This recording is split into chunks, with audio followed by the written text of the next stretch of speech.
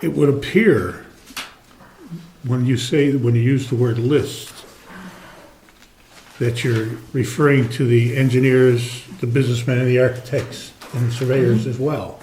Am I wrong in looking at it that way? That's the way I would interpret it. And why would you need to notify them of anything? They're not abutters. Basically, there's no RSA that requires them to be notified of anything. They would be the agent, perhaps. No, it's for the abutters, because you have the reason for the mailing labels is for a certified letter, and then the notifications. For the abutters. To the abutters. Yeah, but the way it reads is attach 3 completed adhesive mailing labels for each entry on the list, plural lists. Okay, so just add abutters list. I would do that. Add the word That's abutter in there. on the abutters list. Which number is that, please?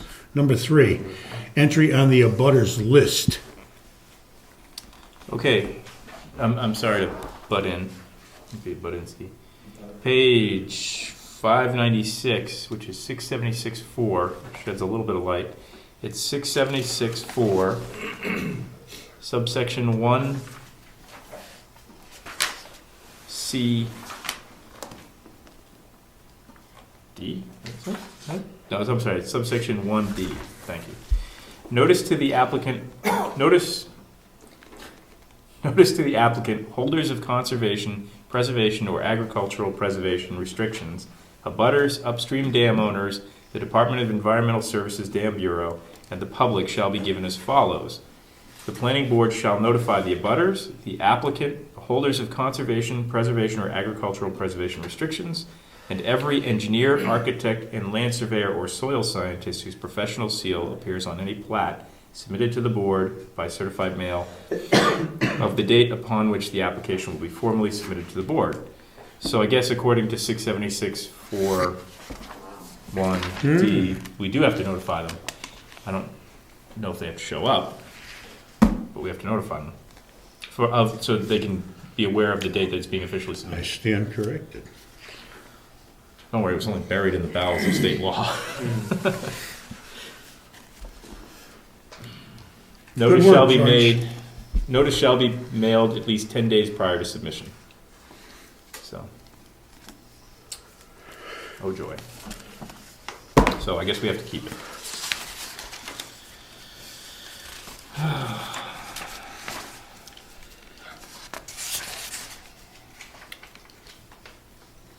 I'm sorry, Tom, the 10 days before what date? Oh, let me just get back to that page. Hold on. Sorry. I was still processing, you can see how slow my brain goes. I was still processing this. No problem. 676.4. It's like stereo instructions. You said 1B? Yeah, it's confusing. It's page 596. Okay. I'm sorry, 1D. I'm sorry. I'm reading right out of the RSA. Yeah. Says the planning board shall specify by regulation what constitutes a complete application sufficient to invoke jurisdiction to obtain approval.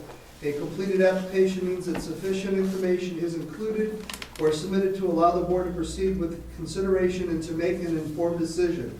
A completed application sufficient to invoke jurisdiction of the board shall be submitted to and accepted by the board only at a public meeting of the board with notices as provided in subparagraph D.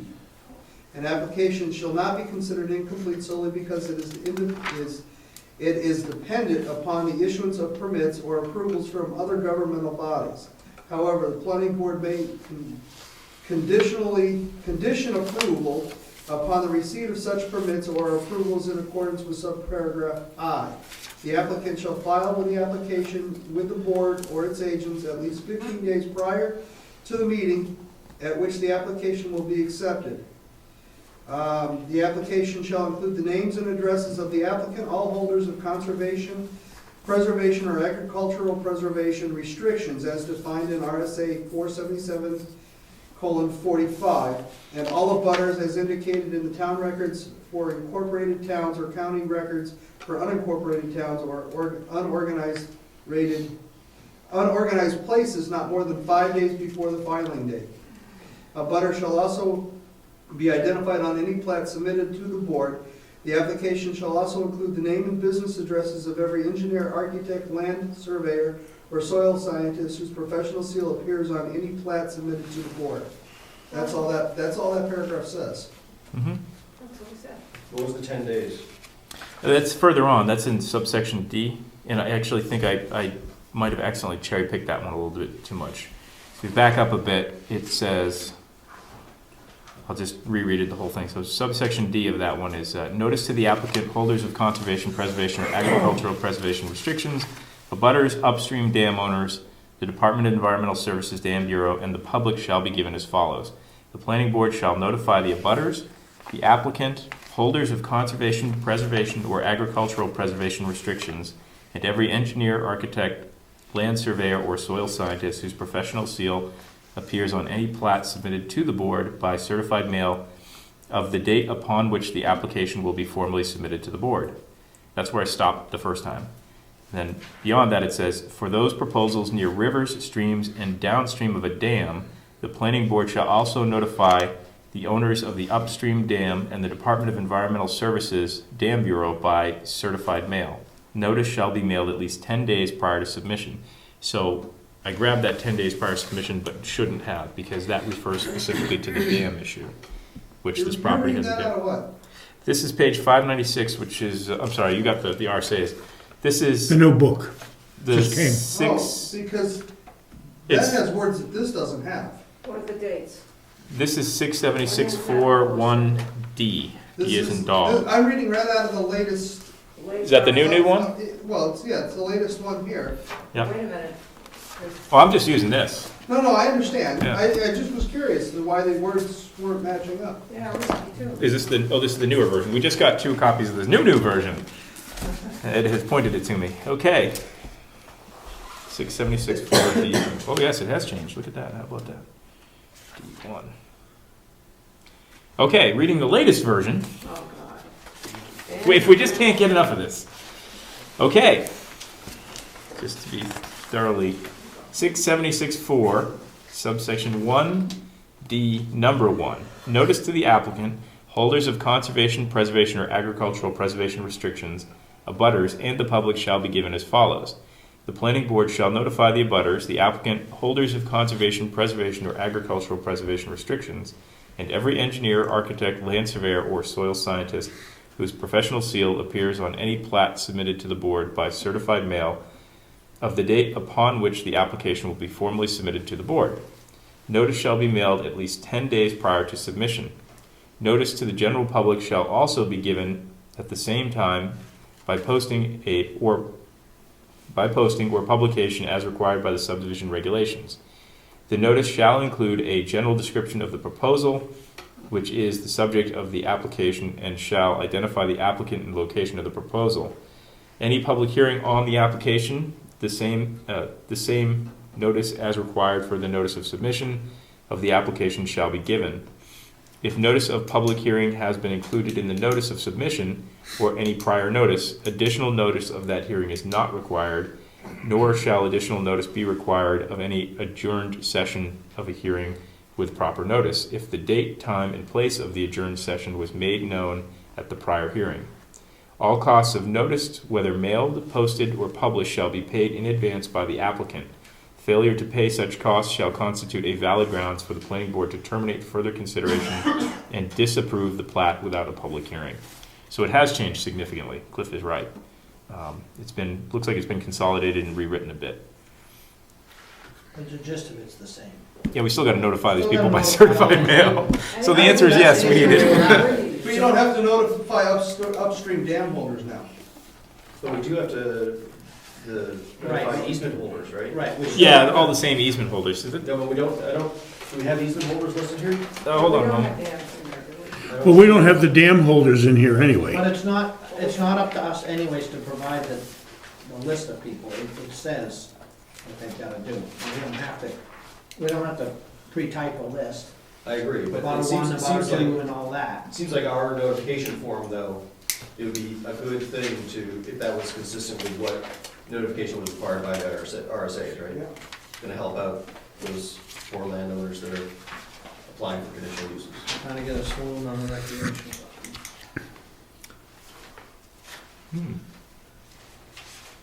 That makes life a little easier for us. What are we saying here? It's confusing. This number one says lists the maps and the abutters. We can place it below or give it on a separate sheet. Number two says attach a separate sheet, and we even give them a separate sheet with that on the next page. For the applicant, land surveyor, engineer, architect, soil scientist, etc. I think, But not the easement holders. Yes, it does. You It have says to, consultant holders of conservation easement slash, it's all in number conservation. two. Yeah, it's all part of number 2. There it is, yep. the discussion about dam hazards and so forth has actually been moved to Number section 2. 2, yeah. And they We- changed the footage. Yeah, and they also referenced that this requirement shall not confer upon the department the status of an abutter. That's kind of important. Failure by the municipality to notify the department shall not consider a defective notice. So it So, doesn't, sounds like to me like we don't have to notify them. No, you have to notify the Department of Environmental Services by first-class mail, though. yeah, That's who you have to notify now. so I guess we have to change it then if it, well, we still need to know the owner, who is the owner of that dam anyways? It's Fish and Game, right? Yeah. Yeah. No, What you could do is on the last line at 2, where it says other required abutters as are detailed in RSA 676:4 IB. You might want to change that to read D Mm-hmm. 1-2. And instead of saying abutters, just put notices. So other required notices are detailed in RSA 676:4 D 2 or 1-2.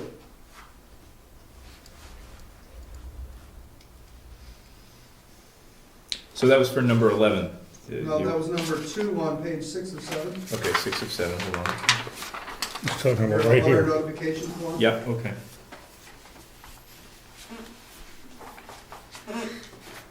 Could you just read that suggestion back one more time? Sure. Other required notices, it should be as detailed in RSA 676:4 D 1 and 2. Or you can put D1 and D2.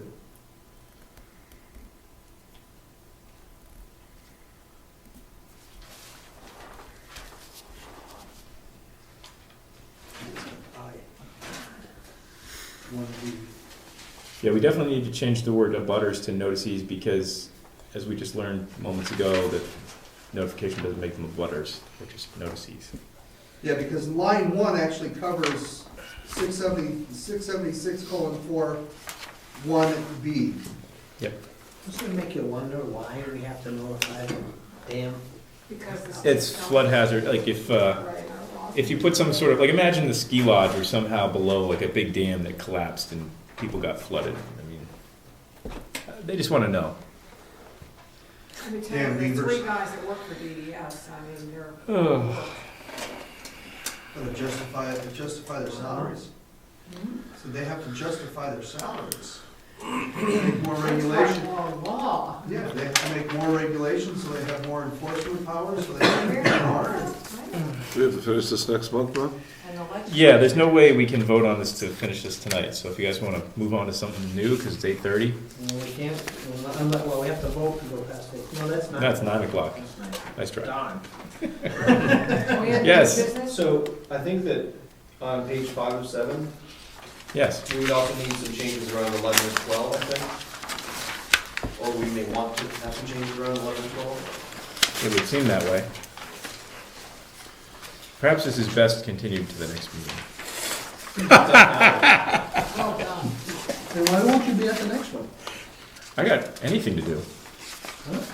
I'm done. This is my last ever meeting. I'm done. So now I know where you wanna move You this on to the next have meeting. to March- be there until March 11th. the new person gets sworn Well- in. Somebody's gotta turn the gavel over, buddy. You got one more Somebody's gonna meeting. turn the gavel over. You got one more meeting. Oh, it's- You got one more meeting. You might be able to leave early, though. When's Might. election day? I don't know. Sometime again next week. Should be right there with them little green books. March, Second Tuesday of March, so.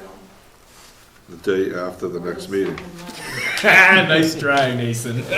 No, seriously, you gotta attend the next meeting. You gotta run the meeting, well, I guess you could just skip out. He could say that he's going on vacation. But our next meeting is the day before, The The election. We election. always postpone it till after, okay. and then. So you need to take that vote tonight, though. To vote to postpone, you mean? Postpone, to Correct. change the meeting date, you have to do that tonight. Yep. Yep. Good point. Otherwise, you will have to hold that meeting right before. See, we can hold the meeting before, and that forces him to come to the next meeting. Then we wait till, we have to wait till But we elect technically, everybody the until following. the other That's person all. is sworn in, Yep. he's So still, looking at a his term Monday isn't cal- over. You cal- can't swear in for 5 calendar days. wrong. right? Okay. But you could bail out, Anyway. but you could bail out at the vice Calendar, I chair. looked at all day, starts on Monday. Okay. So, it's getting late. Yeah. Is there any appetite to continue working on this? No, Okay. I would like to make a motion though that we Please. postpone next month's meeting to the Moving right along. fourth Monday. And then you got one coming up April 8th, too. So you were suggesting move the meeting from the second Monday to the fourth Monday? Because I just said the fourth because Sure. that was our usual Yes. second monthly meeting. What's wrong with the third? Well, because, I don't know. We'd all get But if confused we- and not If we show up. normally were the second and fourth, there might be somebody else scheduled for the third to use the building. Yeah. So I just said, you know, it's a safe bet that nobody's gonna be here on the. I'm not sure if I I have it. second that. All in favor? Sure, why not? This is where you say aye. Aye. All opposed? Any opposed? Any abstentions? I'm abstaining. The ayes have it. That's March 26th. Okay. 12 days. So George, do you think you can keep track of where we were on the issue of notifications for the next meeting on this one? Funny. Tomorrow. The amending 676-41D 1 and 2. Tomorrow. Yes, I have that on those. Great. Okay, so getting back to the agenda. It's happening Wednesday. We've addressed both 6A and B. We talked about item 7 as part of correspondence. If anybody would like to continue discussing it, we certainly can take a moment to discuss it further. I'm sorry, I wasn't paying attention. Is about the Nason property on the backside of the mountain. We discussed it. I know, we discussed that before. No, there's no, No, there's There's no just news leave on it, that. just leave it until somebody provokes you. That's right. Okay, so I promised Rob I would put discussions about home-based occupations and businesses on the agenda tonight. You promised me? What? At the last thing, I said, Well, you we know, did it, we so we said, don't we know. took a vote that we would put it as a working document, and I said I'd put it on the meeting for tonight, and We voted anybody to wanna talk about it? discontinue considering amending it.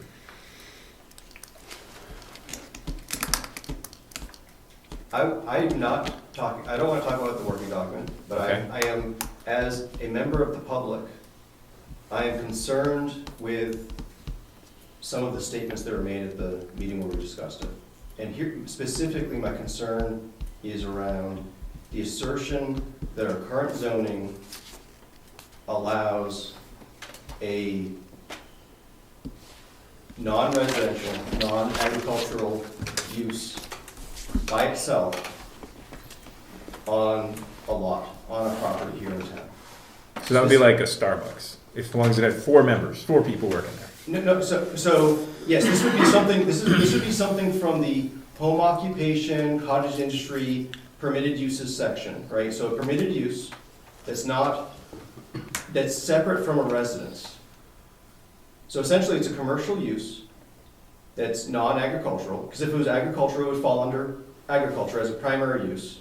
That's, Mhm. and the other primary use is residential, right? It's the RA1, residential agricultural Mhm. district. So my concern is the statement that our zoning allows a standalone home occupation or cottage industry or bed and breakfast without a residence there.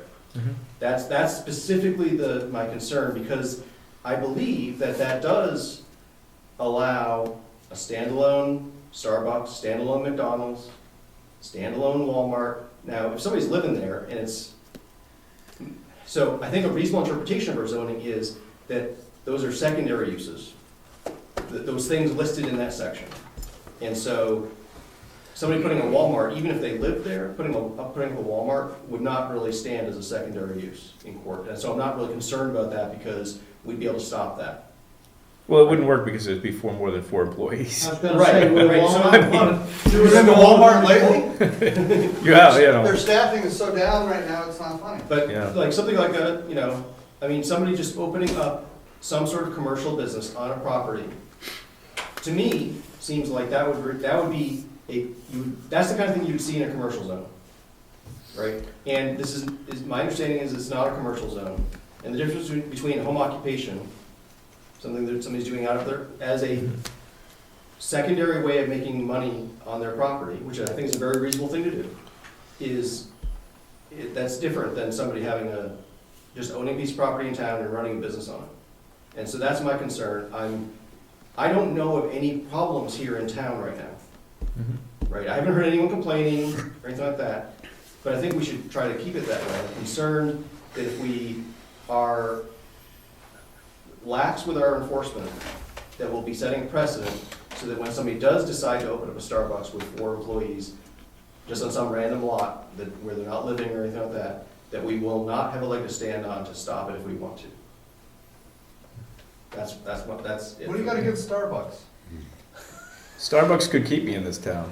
No, I like Starbucks. Coffee's expensive. I don't necessarily want to live next to one or across from it. I understand that too. The primary uses in most of the town are residential or agricultural. One or the other, or both. So if you have a large lot that is being utilized primarily for agricultural purpose, even though there's no residence on it, then a cottage industry would also be allowed on that piece of property as a secondary use of that property. So you're saying the primary would be agricultural, Yeah. but there'd have to be an actual agricultural That's activity right. going on there. That's right. Right. And I think our present zoning does use the term cottage industry. Right. Yes. But a cottage industry traditionally is associated with a cottage, which is where somebody lives. Yes, that's. I'm not- That- It has an exact meaning, and it's in Webster's dictionary. Oh. And that is the glossary of terms for the United States judicial system. No, but There it is. It Traditionally, hasn't got 2 meanings. traditionally a cottage industry is something that somebody does out of their house. And- So let me just stop you for a Is that a second. dictionary? Is an antique shop, because this is the only thing I could just think of off the top of my head. Say somebody bought a house here on 109, the main drag, and converted it into an antique shop that looks like a house on the outside. They're the only employee, but they don't live there. Does that fall under either of the primary uses? No, No, I would say no. but it's been done. but Well, I mean, but we're talking about now, not in the ancient Well, days. It doesn't make. Yeah, but you've got historical precedents. That's right, because that's our what- but zoning that's used to, but our that's what zoning I'm used to concerned exclude the antique business. Oh, okay, I didn't know It had a that. specific exclusion for But- antiques. How about if the person lives there? Then it's not a problem. That's not a And if it problem. looks exactly the same, But then it's What residential. Rob is it's- addressing is vacant, basically a vacant lot. Or a residence that's been converted completely into a business, nobody's living there, right? I think, my reading of our zoning doesn't allow that. Right. And if it did allow that, then essentially our RA1 zone is a commercial zone that allows a standalone business. I don't think that's what the voters intended. I don't think that would be good for the town. Specific cases, like a house looks just like a house, happens to have a small antique shop in it, probably isn't going to destroy the town. But that sets a precedent for somebody coming in and wanting to put in a McDonald's, with small McDonald's with 4 employees. 4 employees. Now, I don't, I mean, Drive-through garage. yeah, whatever, right? I mean, my concern is about the precedent, and I don't have a problem with the guy, specifically if somebody wants to run a small antique shop out of what, a converted home, but it's not what our zoning is, and therefore, I think we should be not allowing that, so that we don't set a precedent. If somebody wants to run a business on a lot here, that they should be living there, and the business is a secondary use. Well, before you ask your question, or your comment there, Cliff, let me ask you as a selectman, these things, they tend to come up because of complaints. Like a neighbor down the street may not like what's going on. And it seems like the only way to be fair to everybody would be to register businesses. So if you're gonna do something out of your house, you need to register it, because you get into this precedent situation like Rob's talking about, that none of the, like say, I don't know, somebody has a business that they're running out there, but nobody realizes that there's nobody being a primary resident or something. I gave up on that like 6 years ago. I'm not saying if it's practical or not. This is the only town I've ever lived in Mhm. where a business license is not required by the town to do business in the town. Mhm. The only town I've ever lived in. Mhm. Town I've ever done business in that doesn't require one. Yeah. Every town I've ever been in requires you to do a business license based on your annual, and you pay a fee based on your annual profit up to a cap. I think the highest cap was $500. What if you run your an annual cap of $500? Yeah. So if you run your trade out of your house, then you have to pay a business Yep, like? you had to register, you have to You mean if you're a register your carpenter and you don't business work with at your the town. house, you have to pay a fee? Say what? If you're a carpenter and you don't work and you store your equipment at your house, you If have to that is pay a your fee? base of operations, yes. If that is your Glad I- business's mailing address, yes. I'm glad, we don't do Now, that here. I would couple with that statement with those same towns that you lived in that required that. Did they also have a commercial zone? Absolutely. So that's one of the reasons I bet you don't. Because But we have now, no- we back have no option. to my statement, Yes. the original reason I raised my hand is most of the businesses that Rob had described are not, again, basic cottage industries, home-based businesses or anything like that. McDonald's, Walmart, Starbucks, any of those commercial, those are all commercial-style businesses. Those are actually classified as light industrial or industrial businesses, or retail. So let's say it's not Starbucks, let's say it's Molly's Coffee Shop, right, or something like that, right? But I think that we don't want to go to business licenses, and I don't think we need to. I think that the issue is if somebody's running a business, if people know about it and they're getting business, then we're gonna hear about it. The neighbors are gonna hear about it, and we know where people live, right? They register to vote, they get their tax bills sent places, things like that. If they're not living there, then the selectman can investigate, or their agent can investigate and see if there's a business that's not associated with a residence or an agricultural operation, right? I think that we don't need to be trying to get everyone to register everything. And the places Clifton's talking about, which is the vast majority of the rest of the world, the reason that you have the business license is so the town can collect the money. And Exactly it. and I don't think anyone's proposing that we try to collect money from people that are just trying to Make a living. make a living, right? I gave up on that. I wasn't 6 years actually ago. thinking of business lists, just notification to the town that you. That is a That's business the start, license. that's the toe in the door, and then. I guess so. Yeah. And then they say, well, then they threaten to pull it from you because you don't comply with this, that, but you don't go down there. No toes- Okay, anyway. no toes in the door. Gary. Well, I don't, we did talk about stipulating that the people or person who does this home-based business be a resident of the town. That's not mentioned in the zoning, I don't believe. No. I don't see anything wrong with that. That sort of prevents McDonald's or Starbucks. I know you could always make the assertion that somebody could come in and make a deal with McDonald's and become a franchisee. But I can't imagine a New Hampshire court sitting in a judicial fashion and allowing a McDonald's to move into Brookfield against the wishes of the town. The judges are who they are. They know exactly what the town is trying not to allow. And I can't imagine a municipality being given a McDonald's against their will. I can't imagine that happening, something of that stature. Now, Molly's Coffee Shop, What's wrong with Molly's Coffee Shop if she lives there? I mean, stipulate residency. I mean, No, I think if she lives on that property, I think that, Well, I who's- personally think that's a great home to. so